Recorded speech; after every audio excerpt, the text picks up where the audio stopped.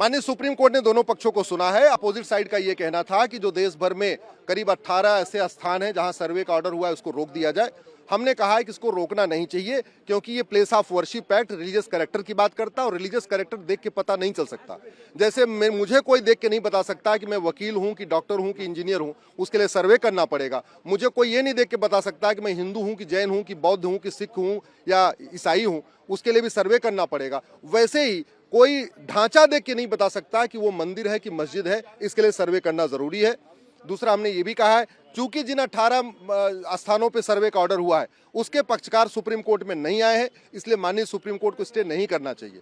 आदेश क्या आएगा उसकी प्रतीक्षा कर रहे हैं। आदेश अभी लिखा नहीं, चूंकि ओपन कोर्ट में कोई आदेश लिखा नहीं गया है, कोर्ट आदेश बाद में आएगा तो देखेंगे क्या आदेश आता है। हमारा ये कहना है बाबर, हुमायूं, तुगलक, गजनी, गोरी के इल्लीगल काम को लीगलाइज करने के लिए कानून नहीं बन सकता है।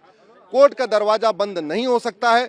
वक्फ कानून में कोर्ट का दरवाजा बंद हुआ है तो भी एक वक्फ बोर्ड, वक्फ ट्रिब्यूनल का रास्ता खोला है। आर्बिट्रेशन कानून में कोर्ट का दरवाजा बंद किया है तो भी एक आर्बिट्रेशन का रास्ता दिया है। ये कानून ना आर्बिट्रेशन का रास्ता दे रहा है, न कोर्ट जाने का रास्ता दे रहा है, कोर्ट का दरवाजा भी बंद कर रहा है। ये पूरी तरीके से भारत के संविधान के खिलाफ है। भारत एक संप्रभु राष्ट्र हो चुका है और संप्रभु राष्ट्र में बाबर, हुमायूं, तुगलक, गजनी, गोरी के इल्लीगल काम को लीगलाइज नहीं किया जा सकता। मैं समझता हूँ पिछले कई सालों में टेम्परेरीली सही, यानी कि कुछ समय के लिए ही सही, संविधान की गरिमा को, जो संविधान चाहता है देश की सुप्रीम कोर्ट से, उसको रखा है। और मैं इसलिए नहीं कह रहा कि ये फैसला शायद हमारे पक्ष में नज़र आ रहा है, इसलिए ये बात नहीं कह रहा हूँ। हमारे पक्ष में ये इसलिए नज़र आ रहा है कि गैरकानूनी तरीके से हर मस्जिद को, हज़ारों मस्जिदों को मंदिर बताने की कोशिश हो रही थी, तो इसलिए थोड़ा बहुत हमारे पक्ष में नज़र आ रहा है। लेकिन कोर्ट ने जो रीज़न दिया है इसका, वो ये दिया है कि जब एक किसी इशू के बारे में आप स्वयं ही चैलेंज कर रहे हो कि ये इशू जो है इस पे सुप्रीम कोर्ट डिसाइड करे, तो निचली अदालतें उस इशू पे कैसे डिसीजन कोई दे सकती हैं। तो इस वजह से जब तक सुप्रीम कोर्ट में ये डिसीजन नहीं होता, हमें नीचे के सारे काम, सर्वे का काम, जो इंटरिम ऑर्डर्स भी पास नहीं करेगा कोई, और नया कोई केस भी डाल नहीं पाएगा जब तक ये फैसला नहीं हो जाता। अब नया केस डालने से रोक के बारे में भी मेरे ख्याल से क्लैरिफिकेशन मुझे करना चाहिए, और वो क्लैरिफिकेशन ये है कि प्लेसेस ऑफ वर्शिप एक्ट ये मना ही करता है पूरी तरीके से कि कोई भी किसी केस में भी इन केसेस में अदालत में जा ही नहीं सकता, कोई कोर्ट ऑर्डर पास नहीं करेगा। तो सुप्रीम कोर्ट का ये ऑर्डर फेयर है कि जब मना ही है, अब सही या गलत तो सुप्रीम कोर्ट फैसला करेगी ना। इसीलिए हम लोग तो ज़्यादा खुश नहीं है इससे, लेकिन अभी टेम्परेरी राहत मिली है, लेकिन अभी इसमें बहुत संघर्ष जारी है। और ये एक बात मैं और कह दूं कि जब ये इतने सालों से सो ही रहे थे तो अभी कौन सा तूफान टूट जाएगा, कुछ दिन रुक जाए। तो पर आज एक और जो महत्वपूर्ण बात ये हुई है कि मैंने तो शायद सुना है, पता नहीं सही सुना है या गलत सुना है, जो हमारा विरोधी पक्ष है उसने जैन साहब को अपना वकील बनाया, नोडल वकील प्रपोज किया है।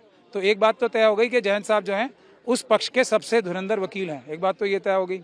दूसरी बात ये तय हो गई, जो मैंने अगर सुना है, सही सुना है, तो तुषार मेहता साहब ने भी उनका नाम प्रपोज किया था। तो ये दोनों इंटरेस्टिंग चीज़ें भी हुई हैं आज। प्लेसेज ऑफ वर्शिप एक्ट में जो हिंदू पक्ष का भी पिटीशन था, जो सेक्शन 3 और 4 है, उसको ultra vires of the constitution declare किया जाए, जबकि मुस्लिम पक्ष का पिटीशन था कि प्लेसेज ऑफ वर्शिप एक्ट के सेक्शन 3 और 4 को इम्प्लीमेंट किया जाए। आज माननीय सर्वोच्च न्यायालय में दोनों पक्ष की दलीलें आई। माननीय सर्वोच्च न्यायालय ने आज के अपने आदेश में कहा है कि इस सारे मामले की सुनवाई अगली तारीख पर होगी, लेकिन उन्होंने एक आज आदेश पारित किया कि नए सूट रजिस्टर नहीं किए जाएंगे जहां प्लेसेज ऑफ वर्शिप एक्ट का मामला इन्वॉल्व होता हो। दूसरा, उन्होंने यह भी कहा कि जो सूट रजिस्टर हो गया है वो सूट तो चलेगी, लेकिन जब तक ये मामला सुप्रीम कोर्ट में पेंडिंग है, कोई इंटरिम ऑर्डर, कोई अदालत जहां ये सूट पेंडिंग है, जो मुस्लिम पक्ष ने कहा 18 सूट टोटल पेंडिंग है, उसमें कोई इंटरिम ऑर्डर पास नहीं किया जाएगा जब तक section places of worship act का मामला इस कोर्ट में विचाराधीन है। सर, सर्वे को भी लेकर सुप्रीम कोर्ट ने कुछ कहा है क्या? सर्वे का भी कहा है कि जो कोई सर्वे का ऑर्डर अभी जब तक ये मैटर पेंडिंग है, यहाँ कोई अदालत पास नहीं करेगी।